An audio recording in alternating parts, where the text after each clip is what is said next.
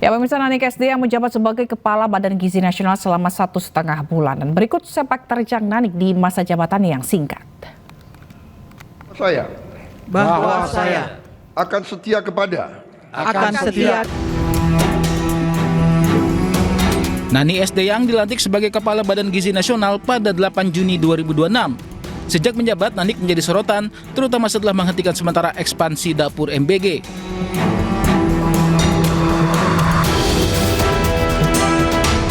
Meski singkat, Nani telah membuat beberapa gebrakan, diantaranya adalah membentuk tim reformasi berisi 11 orang untuk mengevaluasi MBG.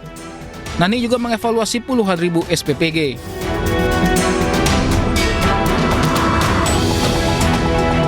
Kebijakannya yang menjadi sorotan adalah menghentikan sementara ekspansi dapur MBG di wilayah padat atau belum memenuhi standar kelayakan.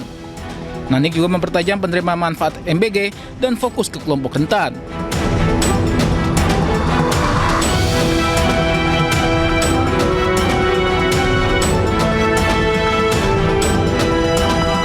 Mundurnya Nani tak hanya satu-satunya perubahan di tubuh BGN. BGN mengangkat 5 pejabat baru. Salah satunya adalah mantan Kapus Penkum Kejagung, Ketut Sumedana, yang ditunjuk jadi Deputi Bidang Pemantauan dan Pengawasan BGN.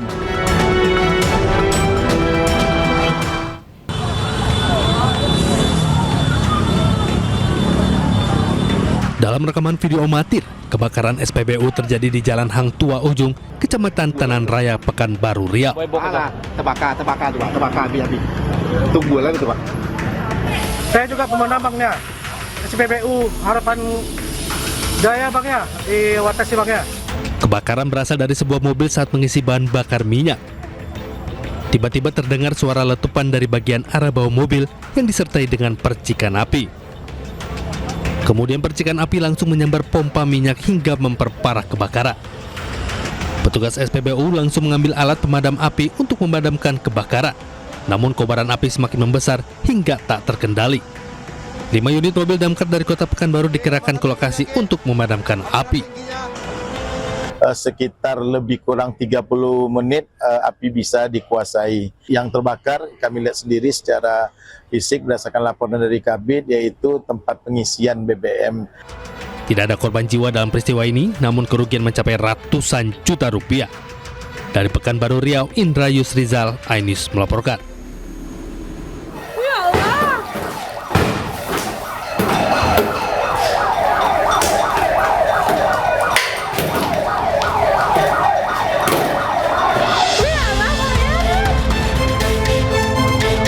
Kericuan terjadi saat petugas BPN dan aparat kepolisian melakukan pengukuran lahan milik PT Adita Rina di Jalan Ujung Bori, Kecamatan Manggala, Kota Makassar, Sulawesi Selatan.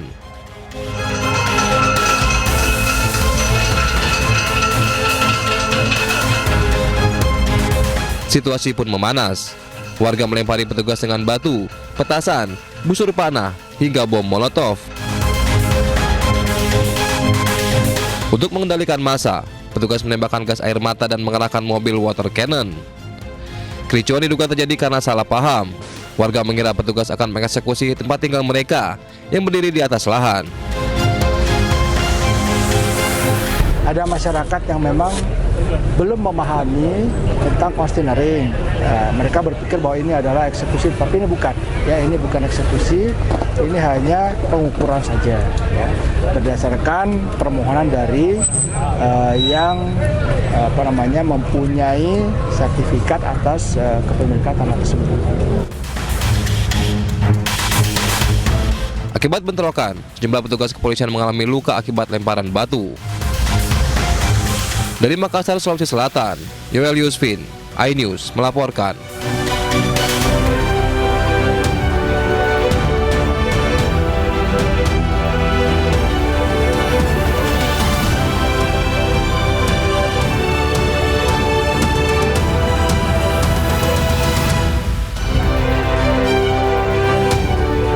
Satu setengah bulan menjabat Kepala Badan Gizi Nasional BGN, Nanik SD yang mengundurkan diri.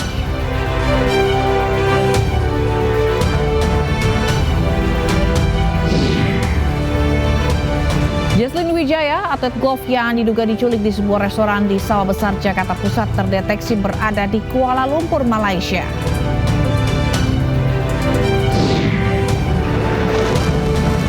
AS dan Iran terus saling serang, 2 kapal tanker terbakar di Selat Hormuz.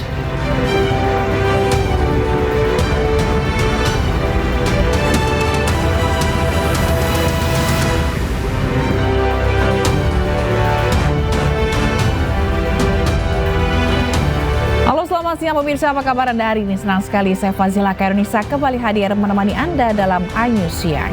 Selain 3 berita utama tadi, iNews Siang juga akan menyuguhkan beragam informasi penting lainnya.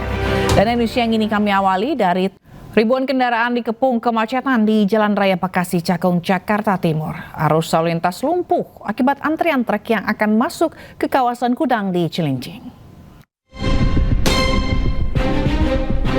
Kemacetan kendaraan di ruas jalan Cakung Cilincing Selasa sore kian parah. Kemacetan bahkan meluas ke ruas jalan Tol Jor, kilometer 49 Pulau Gebang hingga menuju Tanjung Priok. Kendaraan yang didominasi truk kontainer nyaris tak bergerak. Para supir truk terjebak berjam-jam. Nah, macet berapa jam, Bang? 2 jam, Pak. 2 jam? Ya. Abang dari mana mau ke mana? Dari Cakung sini, Leon, mau ke BRJ sini doang dekat. Oh, dekat, tapi udah 2 jam ya? Udah 2 jam. Oh, kondisinya separah apa sih, Bang? Parah banget. Soalnya depo-deponya itu udah pada overload. Ini macetnya dari mana mau ke mana, Bang? Saya dari Bekasi mau ke Cakung. Ah. Udah 1 jam lebih. Abang sendiri mau naruh muatan apa mau ngambil muatan? Naruh muatan Naruh muatan? Ya. Oh, mau ke arah mana, Bang? ke Cakung. Hingga Selasa malam, kemacetan horor belum terurai. Kemacetan dipicu antrian truk untuk melakukan bongkar muat. Tim Liputan iNews melaporkan.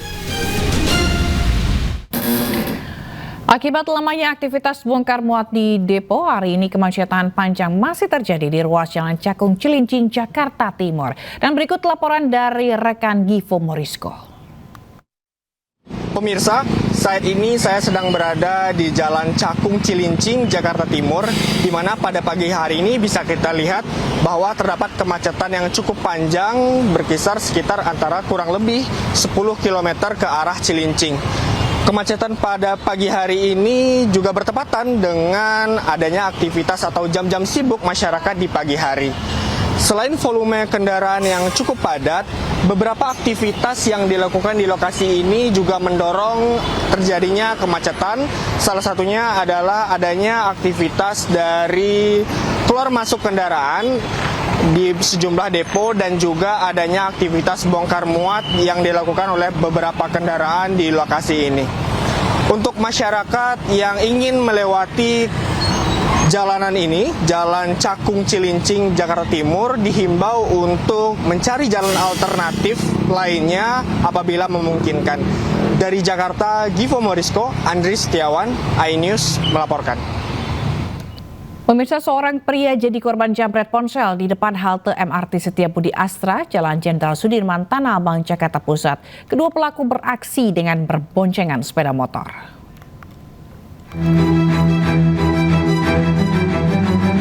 Waspadalah saat bermain ponsel di jalan. Kamera pengawas merekam aksi penjambretan di depan halte MRT Setiabudi Astra di Jalan Jenderal Sudirman, Jakarta Pusat. Seorang pria yang sedang berjalan di trotoar bersama rekannya menjadi target 2 pelaku yang berkendara motor. Saat korban lengah memainkan ponselnya, pelaku langsung mendekat dan merampas ponsel korban hingga pelaku kabur. Diduga para pelaku beraksi secara berkomplot. Kami sudah melakukan penyelidikan secara menyeluruh terkait aksi penjambretan yang viral di media sosial. Yang sedari lokasi kita mendapatkan info terjadi di Wisma Astra di daerah Tanah Abang. Kami juga memohon doanya untuk rekan-rekan sekalian untuk kami bisa menyelidiki serta menangkap pelakunya sendiri. Pelaku diduga berapa orang? Pelaku diduga sekitar 2 orang yang memang banyak yang menginformasikan kepada kita kalau memang itu merupakan sudah beberapa kali melakukan penjambretan di daerah Tanah Abang dan daerah-daerah lainnya. Polisi yang telah mendapat laporan dari korban melakukan olah TKP dan periksa CCTV guna mencari petunjuk. Peristiwa ini menjadi peringatan bagi kita semua agar selalu waspada di jalanan karena aksi kejahatan bisa terjadi kapan saja dan di mana saja. Dari Jakarta, Rani Sanjaya, iNews melaporkan. Sementara itu, 2 wanita berhasil menggagalkan pencurian ponsel senilai 33 juta rupiah di Temanggung, Jawa Tengah. Keduanya terlibat duel dengan pelaku hingga warga berdatangan.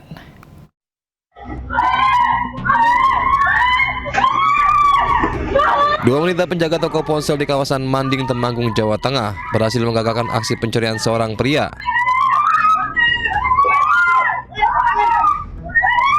Keduanya terlibat duel menarik pelaku dari motornya saat hendak kabur membawa dua ponsel senilai 33 juta rupiah. Sambil berduel, kedua wanita ini berteriak dan mengundang perhatian warga. Warga yang geram sempat menghakimi pelaku sebelum diserahkan ke polisi. Dari hasil pemeriksaan, pelaku mengaku nekat mencuri untuk membayar hutang pinjaman online. Dia langsung ambil unitnya 2, dia pertamanya jalannya pelan, udah sampai depan pintu dia langsung lari. Teman saya refleks lihat, nah teman saya lihat dia langsung teriak, saya di dalam kan juga dengar, saya langsung teriak juga, langsung kita kejar. Estimasi kerugian yaitu 33 juta rupiah. Berdasarkan keterangan dari tersangka, hasil pencurian ini akan digunakan untuk membayar pinjol atau pinjaman online. Akibat perbuatannya, tersangka terancam hukuman 5 tahun penjara dan denda maksimal 500 juta rupiah. Dari Temanggung, Jawa Tengah, Didik Dono Hartono, iNews melaporkan. Pemirsa, seorang warga negara Indonesia asal Maros, Sulawesi Selatan ditemukan tewas di mes pekerja di Armenia. Korban diduga dibunuh oleh rekan kerjanya sesama WNI.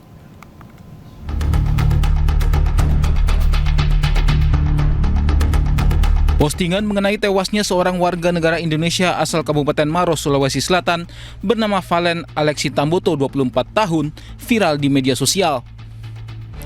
Korban ditemukan meninggal dunia di kamar mes perusahaan tempatnya bekerja di kota Yerevan, Republik Armenia. Berdasarkan informasi yang diterima keluarga dari rekan kerja korban, kejadian terungkap setelah korban tidak dapat dihubungi dan tidak keluar dari kamar sejak hari liburnya. Rekan korban yang membuka kamar korban temukan korban dalam kondisi mengenaskan. Jasadnya dalam kondisi mulut, leher, tangan, dan kaki dilakban. Menurut adik korban, korban dibunuh rekan kerjanya sendiri sesama WNI, diduga terkait penolakan korban untuk terlibat dalam dugaan penyalahgunaan dana perusahaan. Kalau cerita ada masalah, dia tidak pernah bilang ada masalah tentang lingkungan kerjanya ya. Tapi dia hanya bilang memang dia pengen pulang ke Indonesia. Dia cuma bilang begitu. Tapi dia tidak pernah cerita kalau ada masalah apa di sana.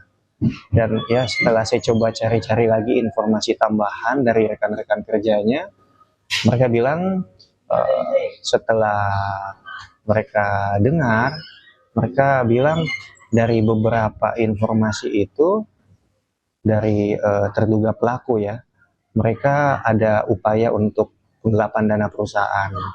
Namun kakak saya mereka ajak untuk ikut terlibat. Keluarga kini menunggu hasil penyelidikan otoritas Armenia untuk pastikan motif pembunuhan. Pihak keluarga juga masih berharap jenazah korban dipulangkan secepatnya ke tanah air. Dari Kabupaten Maros, Sulawesi Selatan, Wahyu Ruslan, iNews melaporkan. Pemirsa, miris masih ada gedung sekolah di ibu kota Jakarta yang ambruk karena tak terurus selama 2 tahun. Akibatnya ratusan siswa harus menumpang ke sekolah tetangga dan saling berbagi kelas saat proses belajar mengajar. Hanya berjarak belasan kilometer saja dari Istana Negara, gedung SDN Kebayoran Lama Selatan 09 Jakarta Selatan ambruk. Gedung sekolah ini sudah 2 tahun tidak digunakan dan tak terurus, hingga tak layak untuk proses belajar mengajar.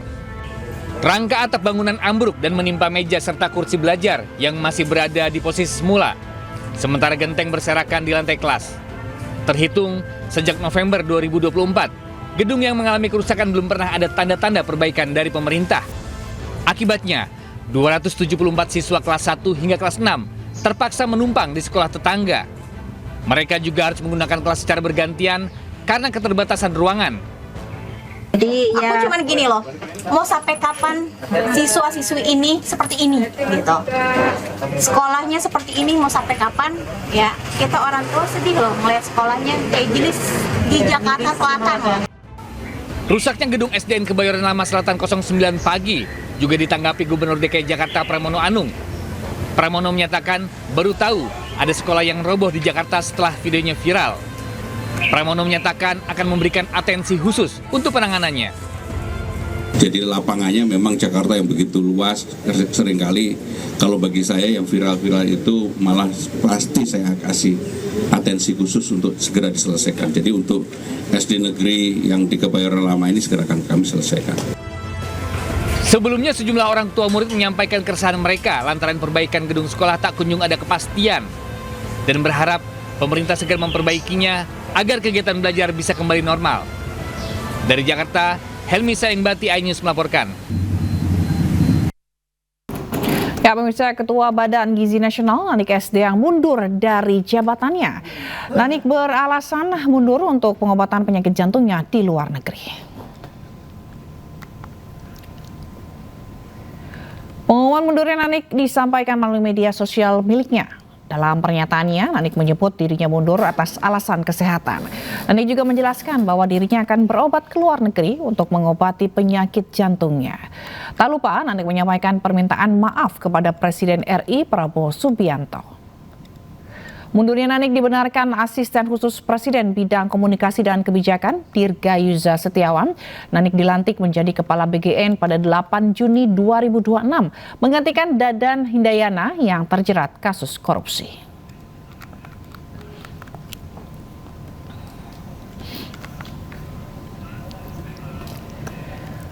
Ya, pemirsa, Nanik SD yang mundur sebagai Kepala BGN. Lalu bagaimana pelaksanaan program MBG dan siapa yang akan menggantikan Nanik sebagai Kepala BGN? Dan kita akan tanyakan langsung ke tenaga ahli utama Bakom RI, Hariko Satria. Selamat siang, Mas Hariko. Selamat siang, Mbak Adila. Selamat siang, pemirsa iNews yang kami hormati. Baik, terima kasih, Mas Hariko. Sebenarnya apa alasan pengunduran diri dari Nanik ini memang benar persoalan personalkah? Dan juga apakah Presiden ini juga telah menerima pengunduran dirinya? Ya, Ibu Nani ingin menyembuhkan sakit yang selama ini beliau alami. Jadi mari sama-sama kita doakan semoga Ibu Nani SD yang sembuh total dan seluruh keluarga besar beliau diberikan kekuatan. Banyak legasi yang sudah ditinggalkan oleh Ibu Nani, utamanya penanaman pesan-pesan anti korupsi ke seluruh SPPG maupun di internal Badan Gizi Nasional. Bu Nani selalu menyampaikan bahwa di balik setiap piring yang sampai ke anak-anak kita, yang sampai ke ibu hamil, ke ibu menyusui dan balita, ada kerja keras dan keringat dari petani, peternak, pekebun, nelayan, dan pengusaha. Jadi empati beliau, simpati beliau, dan keberpihakan beliau terhadap saudara-saudara kita, masyarakat di desa, di kelurahan, di pesisir, kemudian para pelaku usaha ini sangat besar. Jadi yang paling kami ingat adalah agar program makan bergizi gratis ini betul-betul bebas dari korupsi, penyelewengan, kemudian betul-betul sesuai dengan angka kecukupan gizi, sesuai dengan pedoman dari Kementerian Kesehatan. Selanjutnya berdampak kepada para petani, peternak, nelayan, dan pekebun. Baik. Begitu, Mbak Bila. Baik. Lalu Mas Hariko, apakah pengunduran diri dari Bu Nanik ini akan mempengaruhi pelaksanaan program MBG yang menjadi program prioritas pemerintah nantinya? Ya, program berjalan dengan baik. Sistem dan SDM di Badan Gizi Nasional semakin baik. Ini tentu karena didorong juga oleh kritik dan saran dari Ibu dan Bapak kita di DPR, dan juga kritik-kritik dari masyarakat, termasuk juga dialog-dialog di iNews ini juga sering kami lihat banyak memberikan kritik yang bagus-bagus untuk perbaikan program makan bergizi gratis.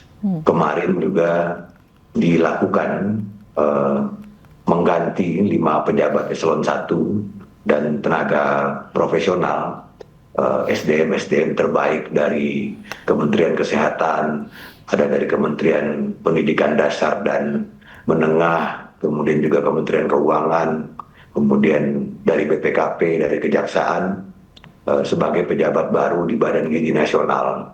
Jadi banyak masuk orang-orang yang sudah teruji integritasnya, sudah teruji pengalamannya.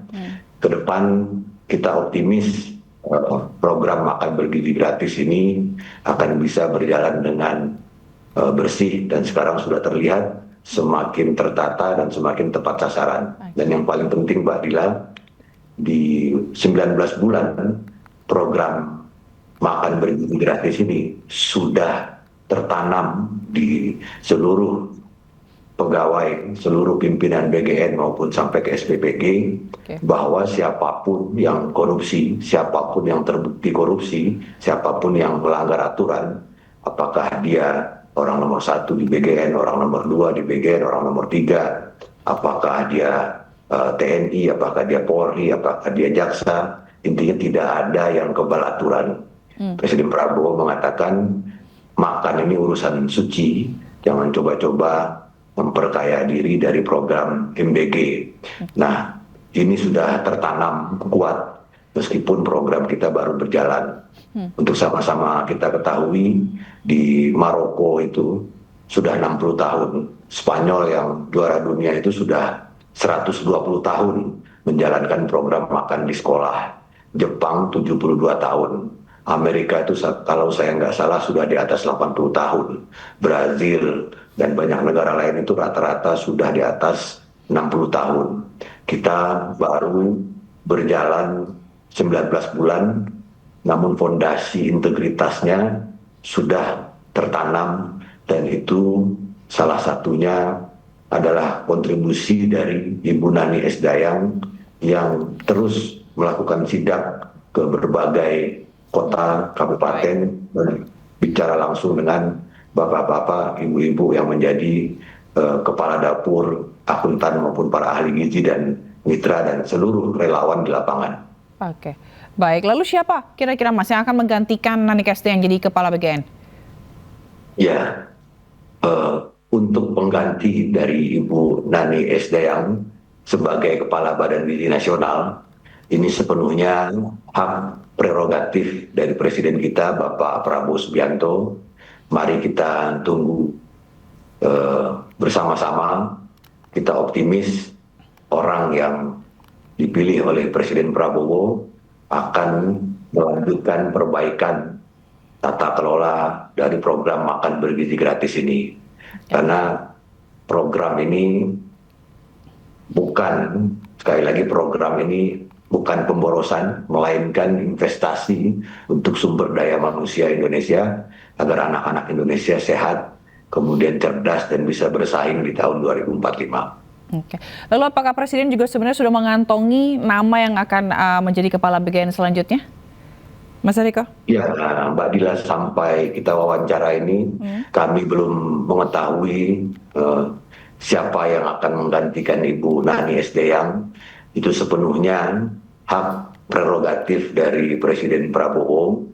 Namun yang paling utama adalah melalui iNews ini kami mengajak kepada seluruh pemirsa iNews dan seluruh masyarakat, jangan ragu-ragu untuk mengawasi, mengkritik dari program makan bergizi gratis ini, karena kritik dan saran dari seluruh pemirsa iNews dan seluruh masyarakat itu sangat bermanfaat untuk perbaikan program ini. Sekali lagi, karena kita baru berjalan 19 bulan, maka memang sangat wajar dan sangat pantas sekali program ini terus diberikan kritik dan saran agar tidak terulang lagi kejadian-kejadian seperti dugaan kasus korupsi, penyelewengan, penjualan titik-titik dapur, kemudian dapur fiktif, yang karena sekali lagi Presiden Prabowo berpesan yang menjadi korban ketika terjadi korupsi itu adalah masyarakat.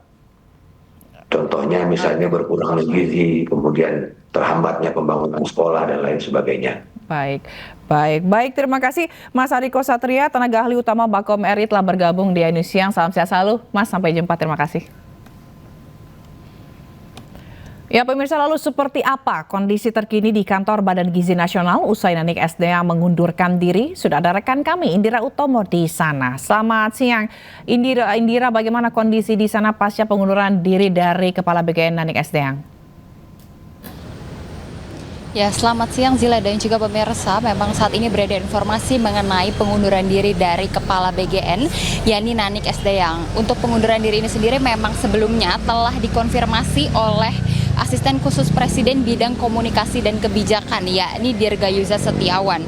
Dan Dirgayuza sendiri menyebut Nanik sebelumnya telah melaksanakan pengunduran diri secara langsung kepada Presiden Prabowo pada 22 Juli 2026. Dan berdasarkan pantauan kami saat ini langsung dari kantor BGN memang terpantau tidak ada pergerakan ataupun aktivitas yang menonjol, utamanya yang berkaitan dengan pengunduran diri Nanik Esdeyang. Dan kami selaku awak media juga diminta untuk menunggu di luar begitu, karena untuk di dalam memang tidak ada aktivitas khusus dari pihak Humas BGN. Dan sebelumnya juga telah diunggah melalui media sosial bahwa Nanik Esdeyang ini melaksanakan perjalanan ke luar negeri untuk melaksanakan pengobatan untuk mencari second option atas kondisi kesehatannya. Dan karena kondisi kesehatannya tersebut, akhirnya Nanik Esdeyang mengundurkan diri sebagai Kepala BGN. Dan meski telah mundur, Nanik Esdeyang ini mengaku tetap diminta Presiden nantinya untuk menduduki jabatan yakni Dewan Pengawas, dan nantinya juga Nanik Esdeyang diminta untuk menjadi Ketua Dewan Pengawas dari Badan Gizi Nasional. Dan hingga saat ini kami juga belum menerima info lebih lanjut siapa yang nantinya akan menggantikan Nanik Esdeyang selaku Kepala BGN. Dan meskipun jabatannya terbilang cukup singkat, baru sekitar 1,5 bulan, namun Nanik Esdeyang ini menyatakan telah meletakkan dasar-dasar reformasi untuk perbaikan Badan Gizi Nasional. Dan hal ini juga ditulis melalui laman media sosialnya Dirgayuza Setiawan selaku Asisten Khusus Presiden Bidang Komunikasi. Yang pertama ini, Nanik Esdeyang telah berhasil mengevaluasi hampir 28.000 satuan SPPG yang telah beroperasi di berbagai daerah, kemudian mengklasifikasikan sekitar 3.000 dapur MBG dalam kategori A, B, dan C, kemudian menghentikan sementara ekspansi dapur baru di wilayah yang sudah padat dengan pengecualian daerah 3T. Kemudian menemukan 414 SPPG yang sebelumnya telah beroperasi, yang sebelumnya belum beroperasi maksud kami, tetapi telah menerima pencairan dana sehingga ratusan miliar rupiah berhasil diselamatkan ke kas negara. Kemudian membentuk 11 tim reformasi khususnya untuk melakukan cek secara menyeluruh apakah MBG ini sudah tersalurkan dengan baik ke penerima sebanyak kurang lebih 62 juta penerima, dan mengerahkan prioritas program MBG khususnya kepada balita, ibu hamil, dan ibu menyusui serta peserta didik yang berada di wilayah 3T, dan juga melaksanakan rombak 5 pejabat eselon 1 BGN yang terdiri dari Sekretaris Umum, kemudian Deputi Bidang Sistem dan Tata Kelola, Deputi Bidang Penyediaan dan Penyaluran, Deputi Bidang Promosi dan Kerjasama, dan juga Deputi Bidang Pemantauan dan Pengawasan. Dan kami akan terus melaksanakan update kepada Anda, Zila. Saya kembalikan kepada Zila yang ada di studio. Baik, terima kasih Indira Utomo melaporkan langsung dari depan gedung kantor BGN. Selamat bertugas kembali. Pemirsa, kita ke informasi lainnya, di mana aksi unjuk rasa terjadi di depan Gedung Kejaksaan Agung dalam 2 hari berturut-turut. Masa mendesak Kejagung segera menangkap mantan Jampitsus Febri Adriansyah dan mengusut tuntas kasus yang menjerat dirinya. Polisi, TNI, jangan betul.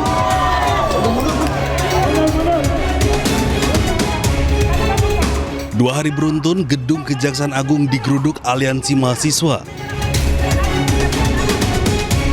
Aksi unjuk rasa dilakukan sebagai bentuk kekecewaan atas kasus yang menjerat mantan Jampitsus Febri Adriansyah. Masa mendesak Kejagung mengambil langkah tegas dan segera menahan Febri. Sehari sebelumnya, aksi unjuk rasa mahasiswa ke Kejagung bahkan berakhir ricuh. Masa beberapa kali berusaha merangsek ke dalam gedung Bundar Kejagung namun dihalau petugas. Aksi saling dorong pun tak terhindarkan. Luapan kekecewaan massa juga ditunjukkan dengan aksi pembakaran spanduk di depan gerbang gedung Bundar. Para mahasiswa mengajak seluruh elemen masyarakat untuk mengawal penegakan hukum dan memastikan pemberantasan korupsi dilakukan secara konsisten dan transparan. Tim Liputan iNews melaporkan. Sementara itu terkait belum ditahannya ex-Jampitsus Febri Adriansyah meski sudah jadi tersangka, Menko Bidang Hukum, HAM, Imigrasi dan Pemasyarakatan Yusril Iza Mahendra meminta masyarakat bersabar. Berdasarkan KUHP baru, penahanan tersangka hanya dapat dilakukan berdasarkan alasan tertentu.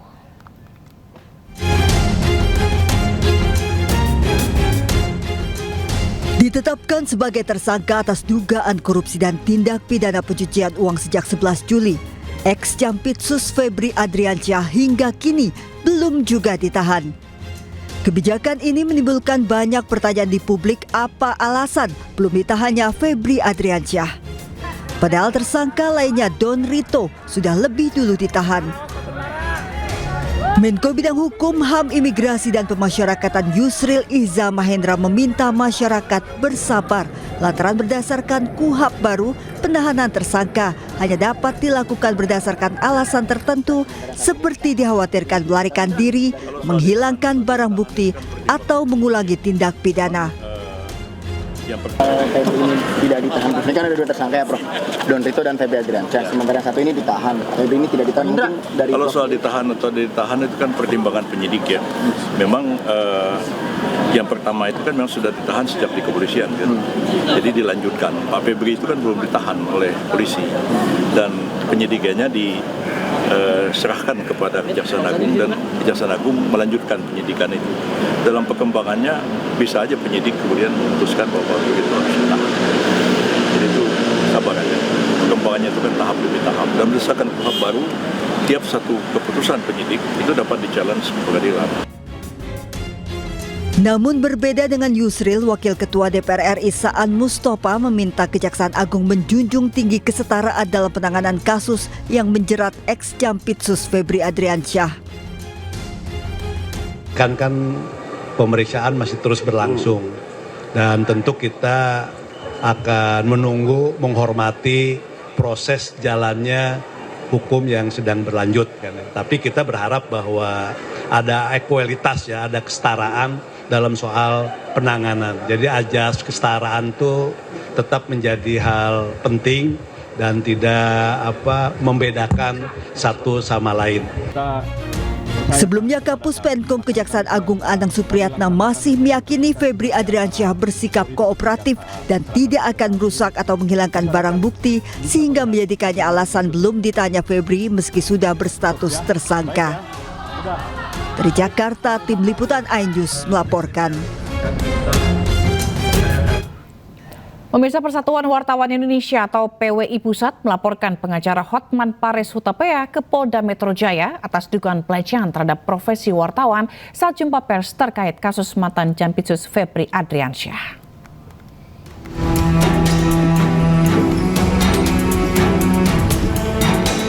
Persatuan Wartawan Indonesia atau PWI Pusat menyesalkan pernyataan advokat Hotman Paris Hutapea kepada wartawan saat memberikan keterangan kepada media di lingkungan Kejaksaan Agung. PWI menilai pernyataan tersebut telah merendahkan profesi wartawan yang sedang menjalankan tugas jurnalistik dan berpotensi mencederai semangat kemerdekaan pers sebagaimana dijamin dalam Undang-Undang Nomor 40 Tahun 1999 tentang pers. Direktur Anti Kekerasan Terhadap Wartawan PWI Pusat, Edison Siahaan mengatakan, permohonan maaf Hotman Paris di media sosial tidak menggugurkan dugaan pelanggaran hukum. Kita sangat merespon, sangat menerima apa permohonan maaf itu benar itu. Nah, kita terima dan itu disampaikannya lewat video di Instagramnya ya, disampaikannya. Tetapi kan itu tidak tentu menyelesaikan tindak pidana yang telah dilakukan. Artinya permohonan maaf itu secara manusiawi kita terima. Itu juga kan sebagai insan yang memberikan maaf ya. Kita selalu saling memaafkan. Tetapi tindak pidana yang dilakukan itu tidak mengurangi lalu menghilangkan tindak pidana yang dibuat gitu. PWI Pusat tidak mempersoalkan pembelaan hukum yang dilakukan seorang advokat terhadap kliennya karena hal tersebut merupakan hak yang dijamin hukum. Dari Jakarta, Rizky Ihwal, Sutrisno, Adi Supriyatna, iNews melaporkan. Sebelumnya usai menuai kritik keras atas ucapannya kepada seorang jurnalis, pengacara Hotman Paris Hutapea menyampaikan permintaan maaf kepada wartawan dan organisasi wartawan Indonesia. Seorang kebanggaan dari ini, lihat enggak foto ini, kebanggaan dari presiden. Dan sudah mengembalikan ke negara 430 triliun. Belum lagi transferasi yang begitu besar yang tidak pernah disentuh sebelumnya. Begitu saja dipermalukan. Ada apa? Tanya, makanya malam ini kalian langsung ke Mabes Polri tanya kalau kau bukan pengecut. Ya. Itu dari institusi awal. Apa? Yang keliruan itu berarti berasalnya dari institusi awal. Iya, betul. Udah. Kalau kau punya otak, lu tahu jawabannya. Sudah. Titik ya? Ya udah deh, jawaban sendiri lah. Jangan coba-coba. Nanti kau akan tulis menurut Hotman sih. Lu udah tahu jawabannya, ya? Sudah mulai. Forum Pemret menyesalkan sikap dan cara pengacara Hotman Paris Hutapea dalam merespon pertanyaan wartawan saat jumpa pers terkait kasus mantan Jampitsus Febri Adriansah pada 17 Juli lalu. Dalam keterangan tertulisnya, Ketua Forum Pemret Retno Pinasti menyatakan pilihan kata dan cara Hotman Paris Hutapea dalam merespon pertanyaan wartawan tidak profesional dan merendahkan profesi wartawan yang sedang bekerja.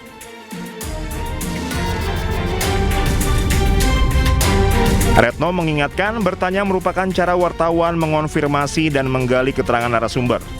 Hal itu sebagai bagian proses kerja jurnalistik dan disiplin verifikasi yang profesional dan dilindungi undang-undang. Saya Hotman Paris. Sementara pengacara Hotman Paris Hutapea menyampaikan permintaan maaf kepada wartawan dan organisasi wartawan Indonesia. Kuasa hukum Febri Adriansah ini menyampaikan permintaan maaf atas ucapannya kepada seorang jurnalis saat konferensi pers terkait kasus mantan Jampitsus Febri Adriansah. Pernyataan maaf dari saya Hotman Paris sehubungan dengan himbauan Persatuan Wartawan Indonesia PWI dan juga rekan-rekan wartawan lainnya. Dengan ini saya menyatakan maaf sebesar-besarnya atas pernyataan saya pada waktu konferensi pers di kasus mantan Jampitsus. Waktu itu sudah sama-sama emosional, tetap saya menyatakan maaf kepada wartawan tersebut maupun kepada organisasi wartawan di seluruh Indonesia. Karena selama ini juga saya sangat dekat kepada semua wartawan. Sekali lagi, tidak ada niat apapun, cuma karena diberondong dengan dua pertanyaan, yang saya sudah bilang saya tidak bisa jawab karena saya tidak punya kapasitas untuk menjawab. Tapi ditanya lagi sehingga saya jadi emosional. Sekali lagi saya menyatakan minta maaf. Sekian dan terima kasih. Nggak tanya kakekmu lah. Ya udah deh, udah gue nggak tahu. Ya lu udah deh, saya nggak tahu agenda ini. Gue jangan tanya itu. Udah deh, shut up. Nggak. Saya nggak tahu. Hotman menegaskan tindakannya tidak dapat dibenarkan. Hotman juga kembali meminta maaf atas ucapannya kepada wartawan yang bersangkutan dan organisasi wartawan atas insiden yang terjadi saat konferensi pers tersebut. Tim Liputan Anyus melaporkan. Ada apa? Tanya, makanya malam ini kalian langsung ke Mabes Polri tanya. Anda kembali bersama kami, pemirsa. Bupati Lombok Barat Lalu Ahmad Zaini ditetapkan sebagai tersangka dugaan korupsi karena ikut main proyek dan menerima suap. Total penerimaan diduga mencapai 12,4 miliar rupiah dalam bentuk uang tunai dan barang.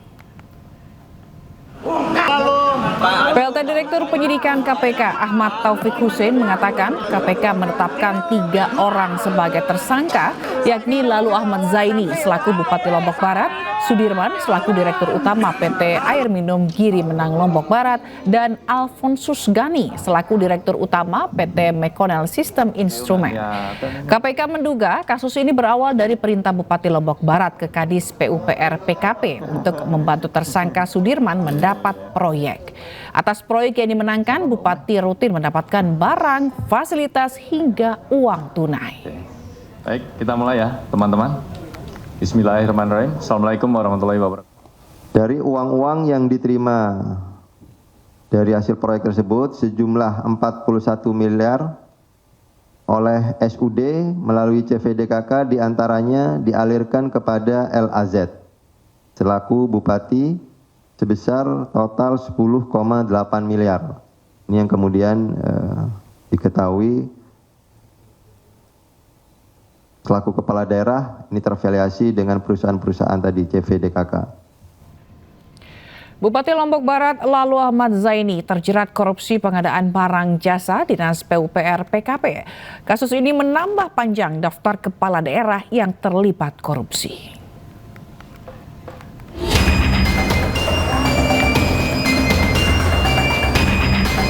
Lagi-lagi, kepala daerah terjerat korupsi. Kali ini Bupati Lombok Barat, lalu Ahmad Ziani, terjaring operasi tangkap tangan KPK, lalu menjadi kepala daerah ke-11 yang ditangkap KPK. Lalu Ahmad Zaini diduga terlibat kasus suap proses tender pengadaan barang dan jasa di Lombok Barat. Selain Bupati Lombok Barat, total ada 19 orang diamankan KPK dalam OTT di Lombok Barat. KPK juga menyita sejumlah dokumen serta uang tunai ratusan juta rupiah. Saat ini ruang kerja Bupati lalu telah disegel. Sebelum lalu, KPK juga menangkap Bupati Sukoharjo, Etik Suryani, pada 9 Juli 2026. Etik diduga terlibat pemerasan terhadap anak buahnya. Di bulan Juli juga, Bupati Langkat, Sah Afandin, tertangkap operasi tangan. Bupati Langkat diduga terlibat kasus dugaan suap terkait proyek di Kabupaten Langkat. Saat operasi tangkap tangan, KPK mengamankan uang tunai 1,2 miliar dan 55 kg logam platinum. Hingga kini, total ada 14 bupati yang terjerat kasus korupsi. Kinerja kepala daerah pun menjadi sorotan. Tim Liputan iNews melaporkan. Pemirsa, posisi Wakil Presiden Gibran Rakabuming Raka yang duduk tidak sejajar dengan Presiden Prabowo Subianto pada sidang Kabinet Paripurna kemarin jadi sorotan.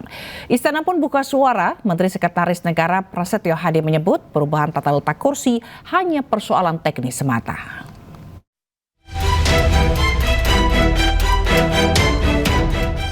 Sidang Kabinet Paripurna Senin 20 Juni 2026 menampilkan pemandangan berbeda. Wakil Presiden Gibran Rakabuming Raka tidak duduk sejajar dengan Presiden Prabowo Subianto. Dalam rapat yang digelar di Istana Negara ini, kursi Gibran berada di sisi kanan depan Prabowo. Gibran duduk bersama jajaran menteri mulai dari Menko Perekonomian Erlangga Hartarto, Menko Pangan Zulkifli Hasan, dan Menteri Sekretaris Negara Prasetyo Hadi.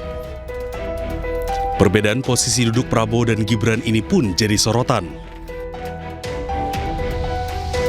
Namun Menteri Sekretaris Negara menyebut perubahan tata letak hanyalah masalah teknis semata. Ia pun membantah adanya isu ketidaksetaraan antara Presiden dan Wapres. Karena banyaknya program itu juga harus diikuti atau didukung dengan data-data, maka kemarin beliau kan menggunakan alat bantu namanya teleprompter. Nah, itulah yang kemudian kenapa menjawab pertanyaan yang secara layout, kalau saudara-saudara kemarin perhatikan adalah Bapak Presiden berada di tengah-tengah, dan kalau yang dipertanyakan adalah posisi dari Bapak Wakil Presiden, kalau menurut kami ini hanya masalah kebutuhan teknis semata, tidak ada hal-hal lain yang mungkin perlu dikhawatirkan. Tidak ada kaitan dengan anggapan bahwa posisi Presiden dan Wapres tidak setara gitu ya, Mas? Tidak ada, sama sekali tidak ada. Kami pada posisi kita sekarang sedang kompak-kompaknya, sedang semua berusaha keras mencapai apa yang menjadi garis dari Bapak Presiden. Sebagai perbandingan, dalam sidang Kabinet Paripurna 13 Maret 2026 lalu, posisi Presiden Prabowo dan Wapres Gibran sejajar. Keduanya duduk dalam satu meja yang sama. Tim Liputan iNews melaporkan. Pada pagi hari ini Bapak Presiden memimpin upacara Prasetya Perwira TNI dan Polri yang diikuti sejumlah 1.177 perwira muda yang telah menyelesaikan seluruh proses pendidikan, yang kemudian sebagai bagian akhir dari proses pendidikan hari ini dilantik sebagai perwira muda. Dalam sambutannya, Bapak Presiden menekankan bahwa sebagai generasi penerus untuk nantinya pada waktunya melanjutkan pembangunan dan melanjutkan mencapai cita-cita para pendiri bangsa, berkali-kali Bapak Presiden menyampaikan bahwa orientasi pengabdian harus selalu mengutamakan kepentingan rakyat. Dan beliau tadi juga menyampaikan ucapan terima kasih terutama kepada keluarga dan orang tua yang tentu saja di balik seluruh kesuksesan para perwira muda tidak terlepas dari dukungan dan terutama doa dari kedua orang tua mereka. Demikian. Selain Mas, ini ya. Di Media juga Kepala BKN Bu Nani sudah berpamitan kepada Presiden terkait dengan tingginya boleh dikomunikasikan bersama. Kemudian jika tidak alasan seperti apa kami dari Indonesia Baik, terima kasih. Berkenaan dengan berita yang hari ini ramai di publik berkaitan dengan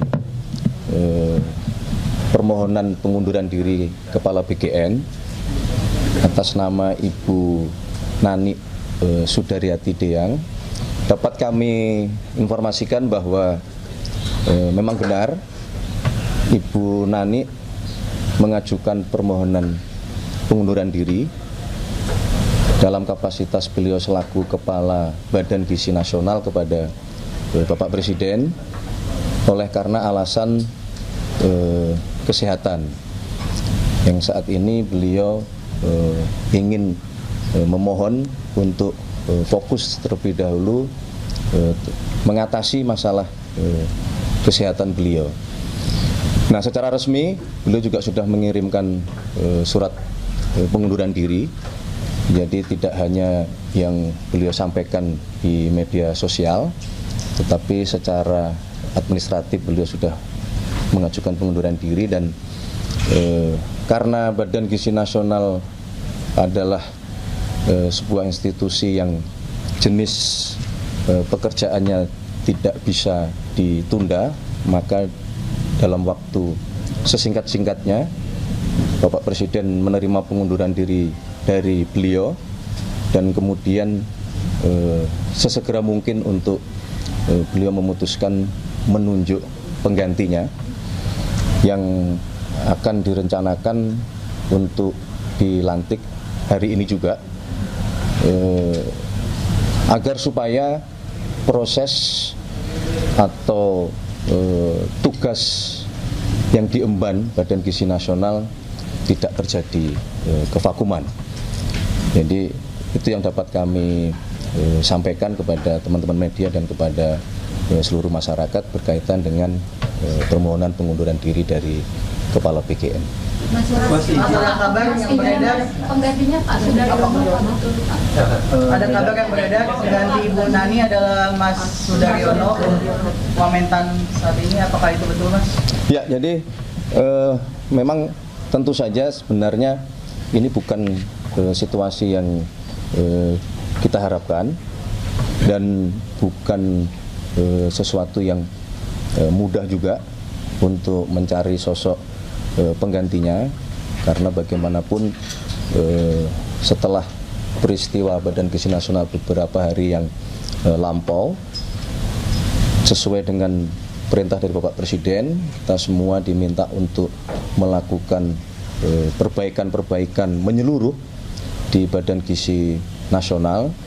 Dan sebagaimana yang kemarin saudara-saudara juga monitor, sebenarnya sudah ada pergantian beberapa pejabat di lingkungan Badan Gizi Nasional yang kalau saudara-saudara cermati, kemudian yang diberi tugas memperkuat itu cukup lengkap, karena berasal dari Kementerian Keuangan, berasal dari yang memiliki pengalaman di BPKP, berasal juga memiliki pengalaman di Kementerian Kesehatan, berasal juga dari yang memiliki pengalaman di Kejaksaan. Semata-mata memang itu bagian dari upaya kita untuk membenahi Badan Gizi Nasional. Namun demikian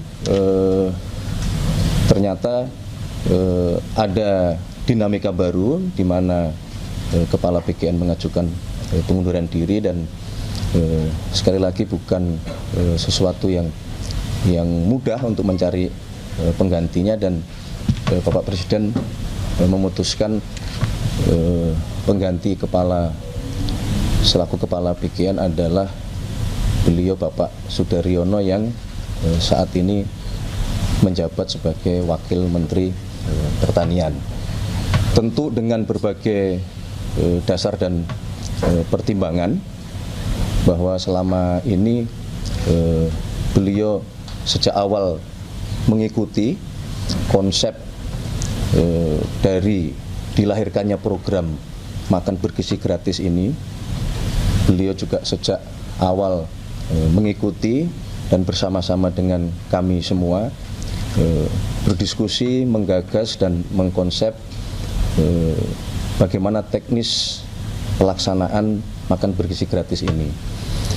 Dan sebagai Wakil Menteri Pertanian, tentu saja selama ini Badan Gizi Nasional yang kegiatannya adalah memberikan makan bergizi gratis itu tidak pernah lepas dari tugas beliau di Kementerian Pertanian, karena bagaimanapun juga sumber-sumber bahan baku, sumber-sumber bahan pangan yang itu menjadi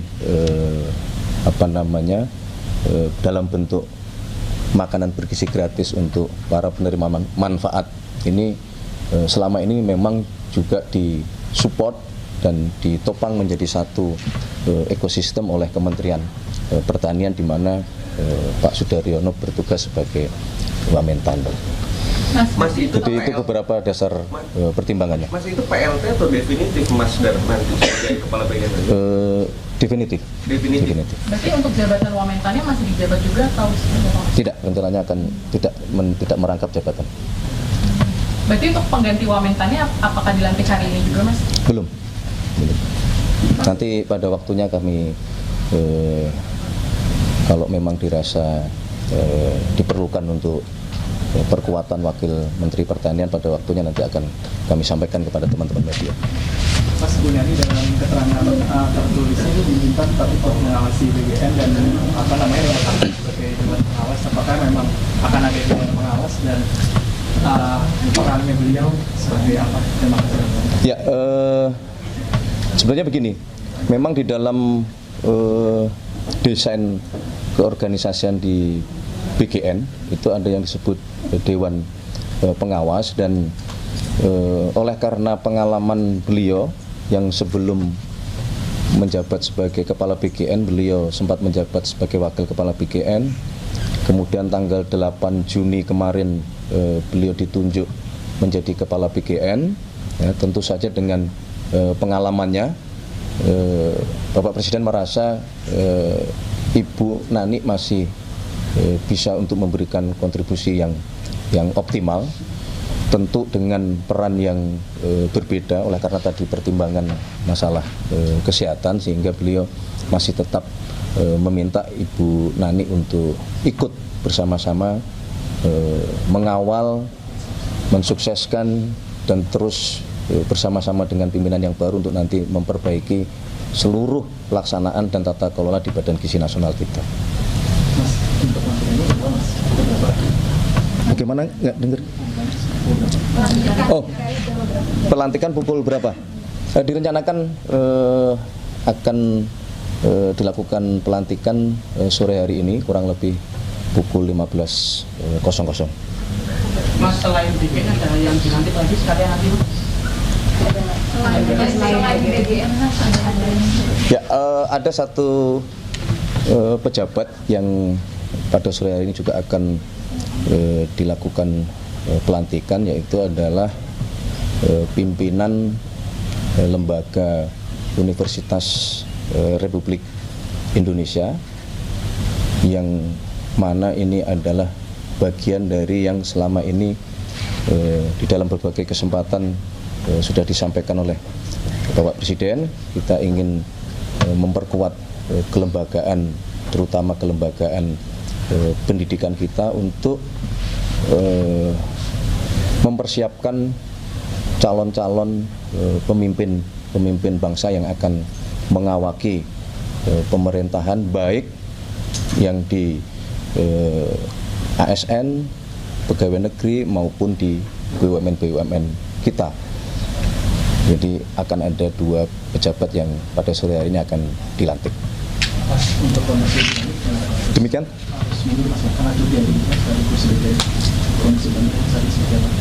Ya, kalau pertanyaannya adalah kenapa harus mundur atau kenapa tidak cuti saja, ini kan kita kembalikan kepada yang bersangkutan ya, Mas.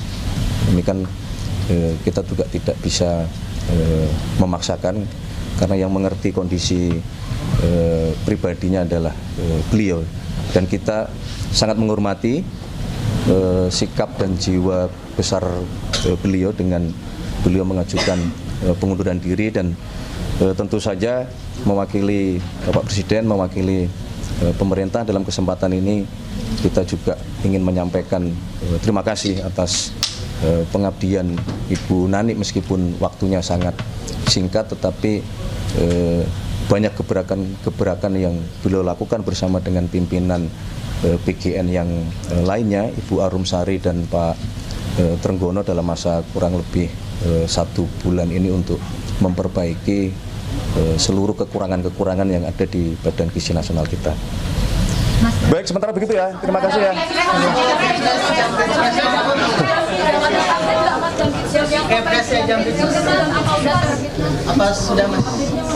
Baik, ini agak berbeda berarti ya dengan PGN ya. Baik, berkenaan dengan Kepres sesuai dengan usulan dari Jaksa Agung berkenaan dengan beberapa pejabat di lingkungan Kejaksaan Agung, dapat kami informasikan bahwa kemarin Bapak Presiden telah menandatangani Kepres sesuai dengan hasil dari tim penilai akhir, sebagaimana mengacu kepada surat usulan dari Jaksa Agung, yang kemudian rencananya hari ini akan kami tindak lanjuti secara administratif untuk nantinya petikan dari Kepres tersebut kami kirimkan kepada instansi terkait, dalam hal ini Kejaksaan Agung. Berarti yang akan dilantik hari ini juga yang Jampitsus ini, apa? Tidak ada pelantikan untuk Jampitsus. Mas, untuk Kepresnya apakah boleh dibacakan? Iya. Namanya Mas. Namanya Mas. Perlu dibacakan? Iya Mas. Ditunjukkan Mas. Tunjukkan aja ya. Nah, ini adalah, tapi ini salinannya ya. Dan Kepres aslinya ini salinannya. Kepres nomor 87. Udahlah, cukup ya.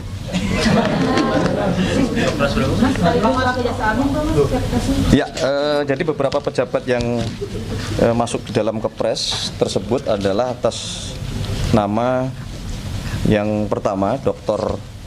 Asep Nana Mulyana, SH Mhum, selaku Wakil Jaksa Agung.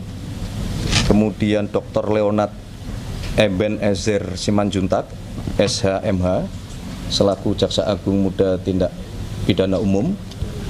Kemudian Dr.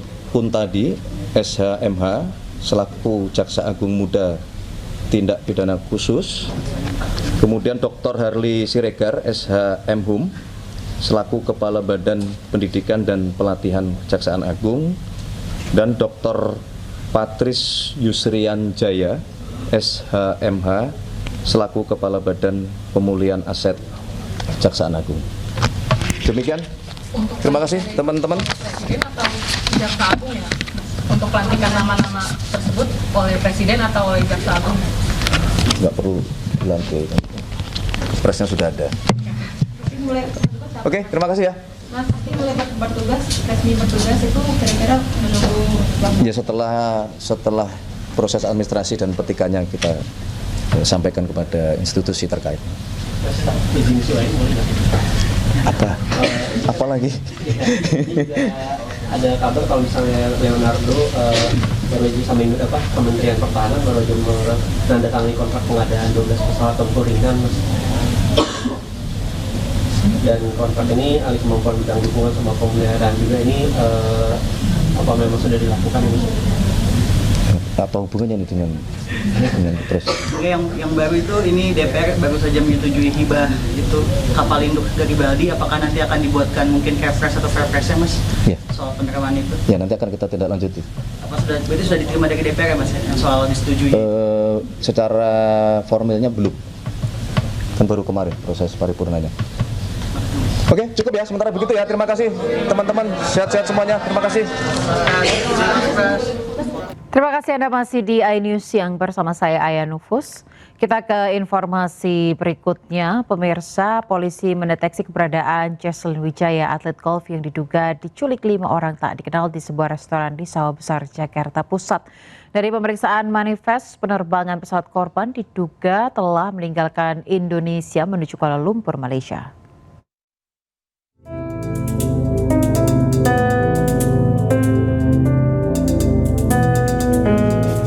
Aparat Reskrim Polres Metro Jakarta Pusat masih melakukan penyelidikan mendalam terkait dugaan aksi penculikan yang dialami seorang atlet golf, Jesslyn Wijaya. Pihak kepolisian telah mendeteksi keberadaan korban yang telah meninggalkan Indonesia. Hal itu diketahui dari pemeriksaan manifest penumpang di mana Jesslyn Wijaya terindikasi terbang ke Kuala Lumpur bersama 2 kerabatnya berinisial EA dan EI. Ketiganya berangkat dari Bandara Ahmad Yani, Semarang, Jawa Tengah beberapa hari lalu. Meski begitu, polisi belum bisa menyimpulkan apakah ada unsur paksaan atau atas keinginan sendiri, mengingat hingga kini belum ada keterangan resmi baik dari korban maupun keluarga. Ada indikasi bahwa yang bersangkutan J ini sudah meninggalkan Indonesia atau terbang berdasarkan manifest yang kami temui melalui Jawa Tengah, Bandara Ahmad Yani, bersama dengan 2 orang yang kami juga ketahui 2 orang tersebut adalah kerabatnya EA dan EI. Sementara rekan korban berinisial NA yang telah membuat laporan resmi ke Polres Metro Jakarta Pusat sempat mengajukan pencabutan perkara pada Minggu 19 Juli kemarin, namun belum dikabulkan oleh pihak penyidik. Dari Jakarta, Rani Sanjaya, iNews melaporkan. Sebelumnya pemirsa, Jesslyn Wijaya diduga diculik saat menghadiri ulang tahun neneknya di restoran kawasan Sawah Besar, Jakarta Pusat. Korban dibawa paksa sejumlah pria berbadan kekar dengan mulut dibekap.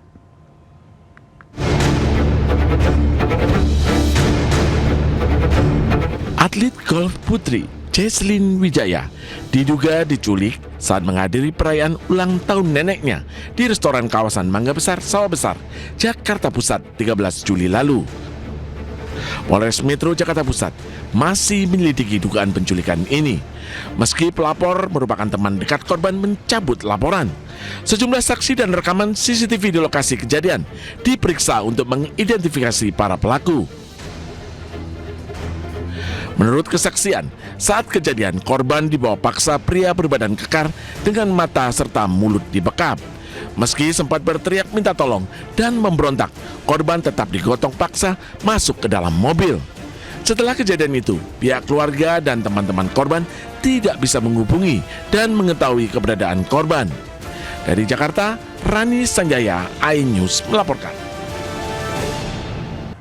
Pemirsa, kita ke informasi lain. Butuh biaya untuk operasi plastik hidung. Pasangan suami istri di Gianyar, Bali nekat mencuri perhiasan emas milik warga. Korban alami kerugian lebih dari 90 juta rupiah. 60, aku udah memegang mas. Ada telur beli banyak. Gusti dan Komang, pasangan suami istri ditangkap petugas Polsek Ubud dan Satreskrim Polres Gianyar usai mencuri perhiasan emas milik seorang warga di wilayah Ubud, Bali. Emas yang dicuri para pelaku ditaksir bernilai lebih dari 90 juta rupiah. Hasil penjualan emas digunakan untuk melunasi hutang, membiayai kebutuhan hidup sehari-hari, serta membayar perawatan wajah berupa operasi plastik hidung yang dijalani pelaku wanita. Modus kedua pelaku mendatangi rumah calon korban dengan berpura-pura menanyakan lokasi klinik kecantikan atau tempat perawatan kuku. Saat mengetahui rumah dalam keadaan sepi, pelaku wanita masuk ke dalam rumah dan mengambil emas perhiasan korban. Sementara si suami berjaga di luar rumah sekaligus memantau situasi.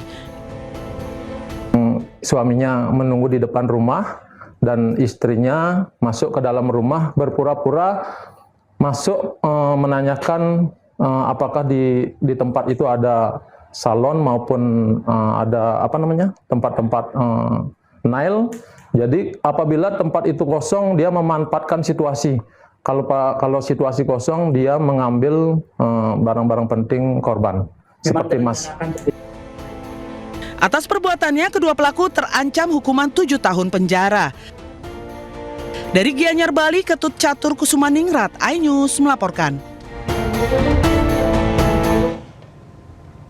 Pemirsa, sedikitnya 300 ASN di lingkungan Pemkab Asahan diduga gunakan fake GPS untuk memanipulasi absensi. Fake GPS ini digunakan untuk menentukan titik koordinat lokasi.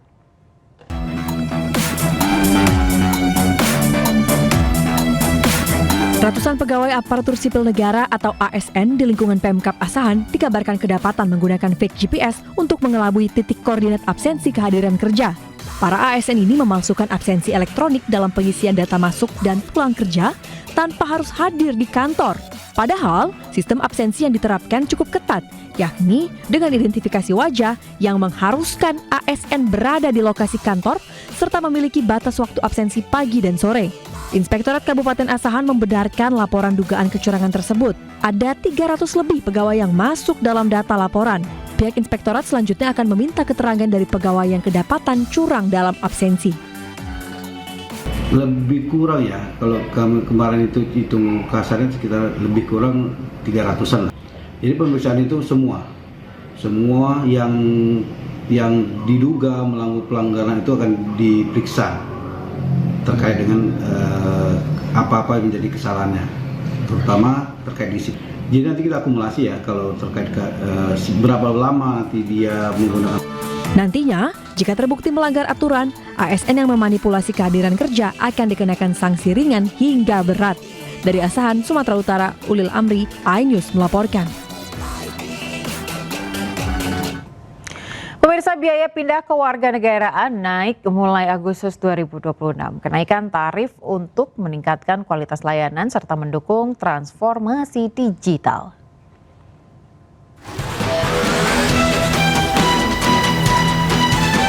Kabur aja dulu. Nyatanya tidak selalu mudah. Biaya yang disiapkan pun tidak sedikit. Selain untuk hidup layak di negara tujuan, kita juga harus menyiapkan biaya untuk pindah kewarganegaraan.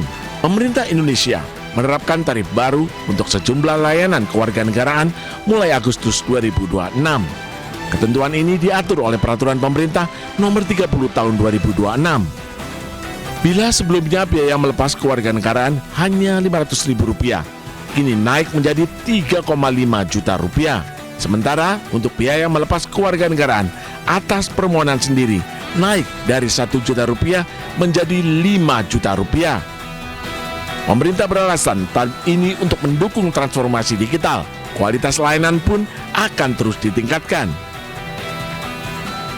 Dan itu mempercepat semua dengan transformasi digital seperti yang diminta oleh Bapak Presiden. Nah, pemeliharaan alat semuanya itu memerlukan sebuah upaya effort dari negara agar semua layanan digitalisasi di Kementerian Hukum itu bisa berjalan. Jadi sama sekali itu bukan sesuatu yang memberatkan dan tidak semua berlaku bagi rakyat Indonesia. Hanya orang-orang tertentu, ya, hanya orang-orang tertentu. Indonesia sendiri bukan satu-satunya negara yang menerapkan biaya pelepasan kewarganegaraan. Amerika Serikat menerapkan biaya hingga Rp8 juta. Sementara Jamaika menarik biaya hingga Rp17 juta bagi warganya yang ingin pindah kewarganegaraan. Tim Liputan iNews melaporkan. Pemirsa, pemerintah Indonesia terus mencari cara untuk mengatasi penyebaran budaya LGBTQ. Edukasi pun akan dimulai sejak sekolah dasar.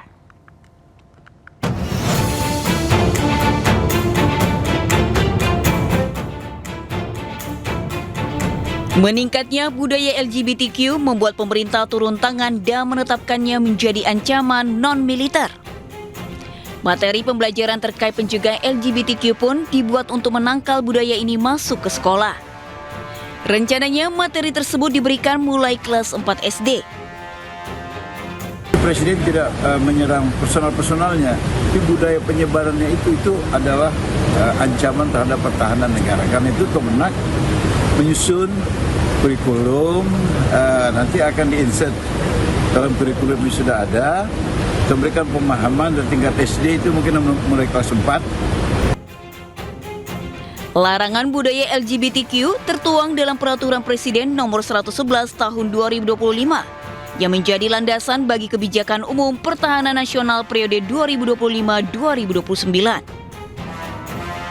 Penyebaran budaya LGBTQ atau lesbian, gay, biseksual, transgender, dan queer diklasifikasikan ke dalam ancaman non-militer, berdimensi sosial, budaya, dan ideologi. Peraturan Presiden tersebut telah resmi ditetapkan pada 25 Oktober 2025 lalu. Sementara itu, Majelis Ulama Indonesia menggodok RUU Pidana tentang LGBTQ. DPR pun sudah menampungnya dan akan segera membahas pembentukan undang-undang ini. Tim Liputan iNews melaporkan. Pemirsa, kita ke informasi lainnya. Warga khawatir menyusul informasi rencana penghentian sementara aliran air PAM Jaya akibat pekerjaan perbaikan jaringan di Jalan Pelita Cengkareng Barat, Jakarta Barat. Meski hingga kini air masih mengalir, warga mengeluh debit air tidak stabil dan warnanya menguning.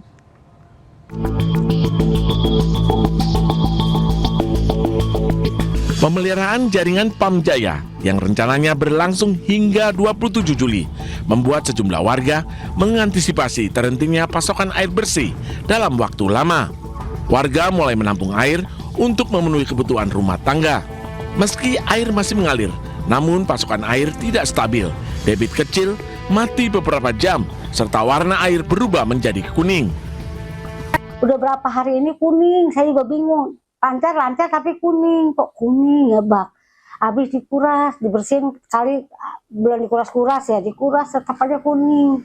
Apa lagi keluhannya Bu? Selain kuning itu apa dia macet-macet, sering macet?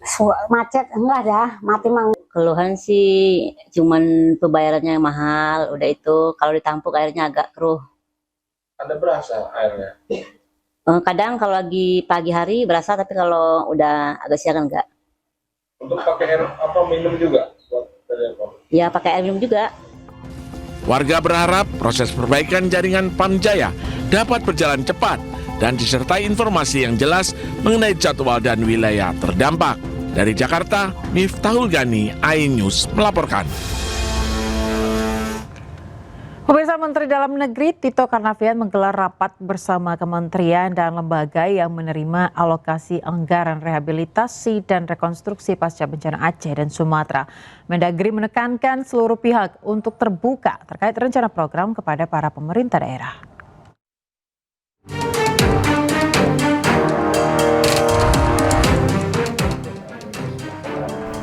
Menteri Dalam Negeri yang juga sebagai Ketua Satgas Percepatan Rehabilitasi dan Rekonstruksi Pasca Bencana Sumatera, Tito Karnavian, memimpin rapat koordinasi pendataan hunian tetap. Tito Karnavian meminta kementerian dan lembaga yang telah menerima alokasi anggaran rehabilitasi dan rekonstruksi pasca bencana di Aceh dan Sumatera agar menyampaikan secara terbuka rencana program kepada pemerintah daerah. Keterbukaan terkait anggaran sangat diperlukan agar seluruh kepala daerah mengetahui dengan jelas bentuk intervensi pemerintah pusat di wilayah masing-masing. Transparansi dikedepankan untuk memastikan pelaksanaan program berjalan sesuai arahan Presiden. Rencana pemulihan atau percepatan ya rehab rekon pasca bencana Sumatera. Di daerah sudah ada anggaran yang diberikan oleh Bapak Presiden itu pada bulan Januari yang lalu sebanyak 10,6 triliun untuk Provinsi Aceh, Sumatera Utara dan Sumatera Barat. Sudah dibagi, namanya tambahan TKD, tambahan transfer keuangan daerah. Nah, kita dari Satgas mengenjot mereka untuk bekerja dengan anggaran yang sudah ada. Nah, kemudian di tingkat pusat sesuai aturan itu harus dibuat rencana induk. Rencana induknya sudah dibuat disusun, direkap dari seluruh kementerian lembaga yang juga sudah turun ke lapangan dan kemudian dari usulan dari para bupati, wali kota, gubernur, 3 provinsi ini. Direkap dan setelah itu menjadi rencana induk yang isinya kegiatan program-program kegiatan. Rencana induk tersebut sudah disetujui oleh DPR dan Presiden untuk dilaksanakan selama 3 tahun dengan total anggaran mencapai 100,1 triliun rupiah yang dialokasikan secara bertahap setiap tahunnya. Dari Jakarta, Muharlin, Rama Ramadona, iNews melaporkan. Anda masih di iNews Siang bersama saya Aya Nufus. Pemirsa, LRT Jabodetabek sempat berhenti beroperasi di Stasiun Cawang, Jakarta Timur pada Rabu pagi. Akibatnya puluhan penumpang diturunkan di Stasiun Cawang.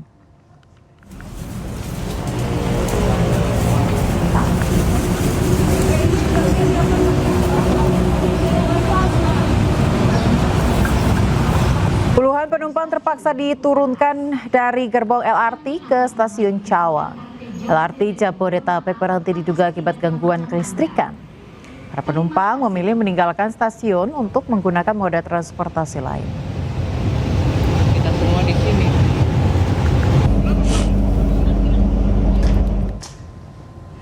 Kita beralih ke informasi internasional. Pemirsa, Komando Pusat AS CENTCOM menyiapkan jet tempur siluman F-35B untuk menyerang Iran. Hal ini dilakukan untuk merespon serangan Iran terhadap anggota militernya di Yordania.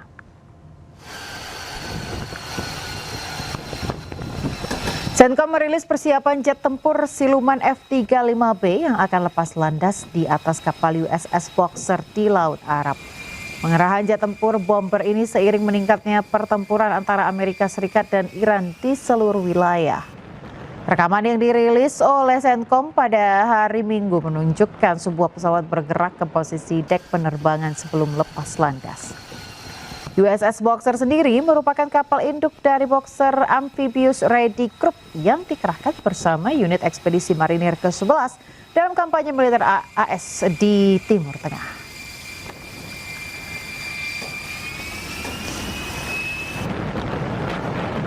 Pemirsa, pemain sepak bola asal Spanyol Lamine Yamal menjadi simbol harapan bagi sejumlah negara termasuk Iran. Fotonya pun ditempel dalam drone yang diluncurkan pasukan IRGC.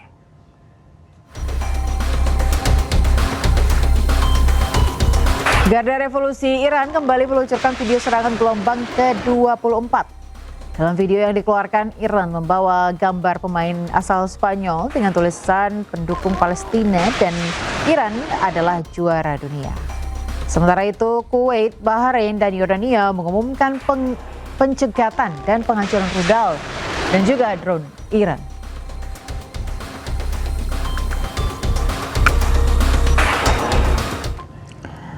Iran terus melanjutkan safari diplomasinya, pemirsa. Kali ini mereka berkunjung ke Pakistan.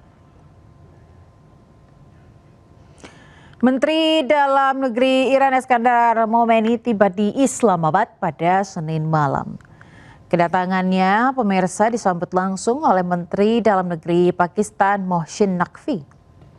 Selama kunjungannya yang rencananya berjalan selama 2 hari, Momeni akan bertemu dengan sejumlah pejabat senior Pakistan. Pertemuannya membahas kondisi kawasan yang semakin memanas. Setelah kunjungannya ke Pakistan, Momeni akan menuju ke New Delhi, India untuk berpartisipasi dalam pertemuan darurat para menteri dan pejabat negara-negara BRICS.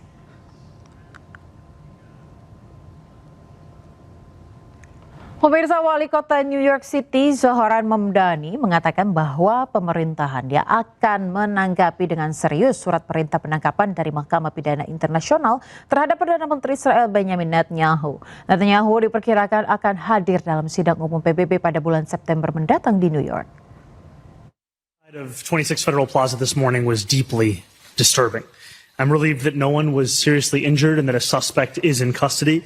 My team is in touch with our NYPD, and we will be supporting the federal investigation. Our administration will continue to ensure that every New Yorker is safe in their city and that we hold anyone accountable who threatens them. First, clear up a few things. Our administration did not reach out to the Prime Minister of Iran. Our administration received a request from the Iranian consulate, and as soon as I heard of that, I made it clear that we are not meeting and we will not meet with the Israeli consulate here in New York City. And when it comes to Benjamin Netanyahu, we're speaking about someone who's the subject of an international criminal court arrest warrant. And he's the subject of this arrest warrant for alleged crimes against humanity, for war crimes, and he's the architect of the genocide against Palestinians in Gaza as Israel's prime minister. These are not facts of my personal assessment, they are facts of public record. And I believe that when someone is charged with an international criminal court warrant, Sementara itu, pemirsa, IRGC merilis rekaman rudal Keiba Shekkan dalam operasi Nars 2 yang menargetkan militer AS di kawasan Timur Tengah. Selain itu, IRGC juga menyerang kapal yang tidak mematuhi larangannya di Selat Hormuz. Dan pemirsa, informasi ini sekaligus menutup iNews Siang hari ini. Temukan informasi-informasi terbaru lainnya di www.inews.id dan cuplikan tayangan berita iNews dapat Anda saksikan di kanal YouTube @officialinews. Dan selanjutnya Anda akan menyaksikan program Pemimpin Rakyat bersama Fazilah Khairunisa. Pemirsa, update terus informasi terbaru Anda dan siapkan 3 botol air mineral yang setara 2 liter air untuk 1 hari penuh kesejukan. Saya Aya Nufus, pamit undur diri. Terima kasih, selamat beraktivitas dan sampai jumpa.